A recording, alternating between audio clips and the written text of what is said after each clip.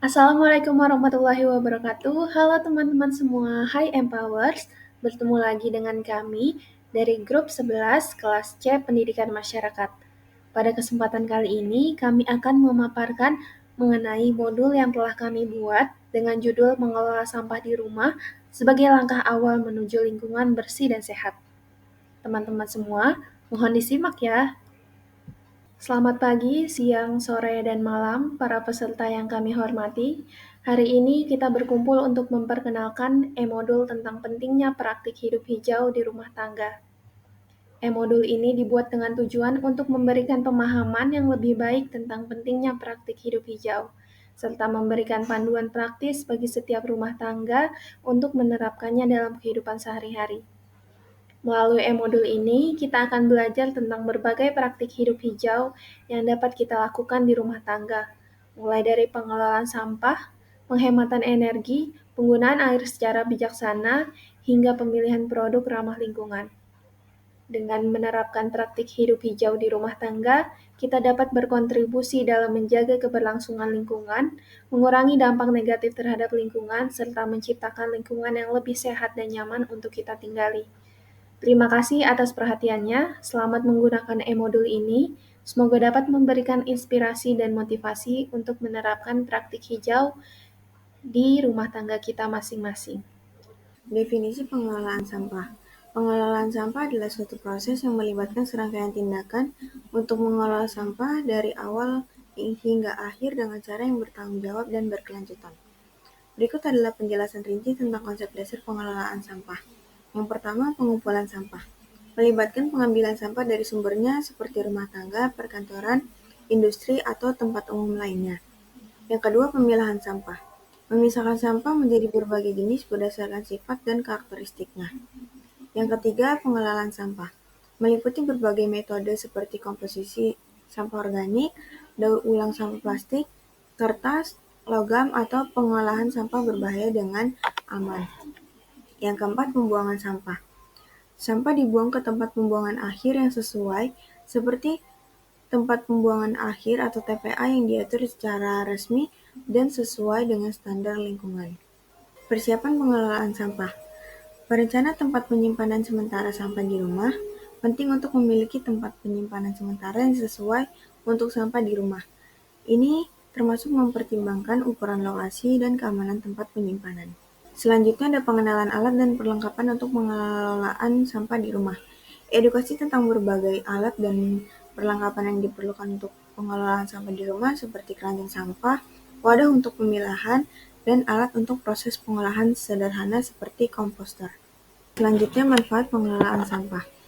Yang pertama, manfaat lingkungan. Pengelolaan sampah yang baik membantu menjaga kebersihan lingkungan dan mencegah pencemaran udara, air, dan tanah.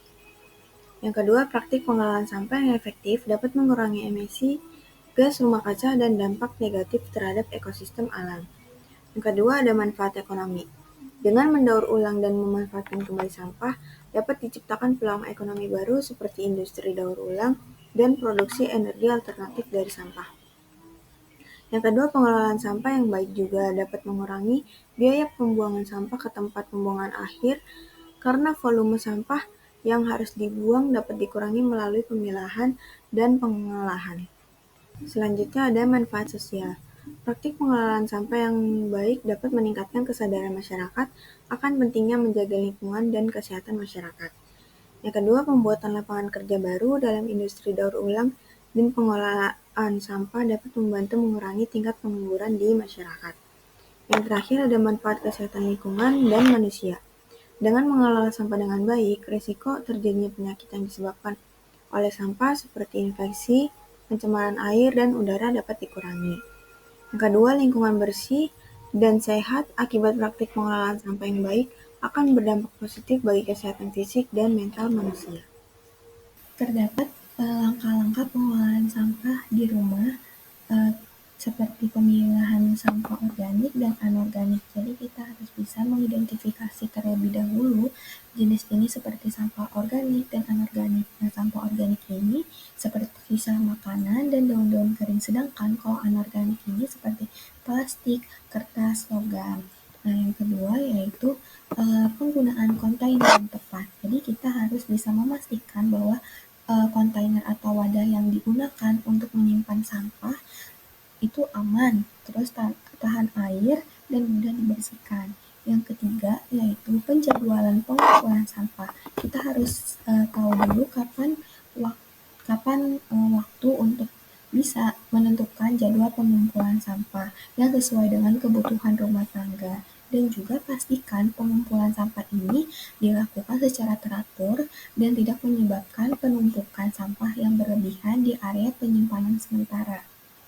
Yang keempat yaitu pembuatan kompos. Nah, pembuatan kompos ini juga kita bisa menggunakan wadah atau tong kompos yang khusus untuk memulai proses pengomposan di rumah, dan juga harus mempelajari dulu bagaimana sih teknik-teknik pengomposan yang baik untuk menghasilkan kompos yang berkualitas tinggi. Nah, yang terakhir ini dengan cara mengurangi sampah di sumbernya, seperti mengajarkan kepada masyarakat untuk mengurangi sampah di sumbernya dengan mengurangi penggunaan kemasan sekali pakai, terus juga membeli produk dalam kemasan yang dapat didaur ulang, atau menggunakan barang-barang yang dapat digunakan kembali. Contoh implementasi kasus pengolahan sampah, seperti kasus dalam pemilihan sampah organik dan anorganik. Jadi keluarga A memiliki 2 wadah sampah terpisah di dapur, satu untuk sampah organik seperti sisa makanan dan daun kering, dan satu lagi untuk sampah anorganik seperti kertas, plastik, dan logam. Mereka mengajarkan kepada anak-anak mereka untuk memilah sampah sejak dini dan menjelaskan pentingnya pemilihan sampah untuk lingkungan. Nah, untuk contoh implementasi kasus yang kedua ini yaitu penggunaan kontainer yang tepat. Jadi, keluarga B ini menggunakan wadah sampah dengan tutup rapat untuk menghindari bau dan penyebaran hama di area penyimpanan sementara sampah di halaman belakang rumah. Kesimpulannya yang bisa kita ambil yaitu bahwa praktik pengolahan sampah di rumah merupakan langkah awal yang sangat penting dalam upaya menuju lingkungan yang bersih dan sehat. Dengan memahami definisi dan konsep dasar pengolahan sampah, serta manfaat yang dapat diperoleh dari praktik pengolahan sampah yang baik, diharapkan masyarakat dapat lebih sadar akan peran-peran mereka dalam menjaga lingkungan sekitar.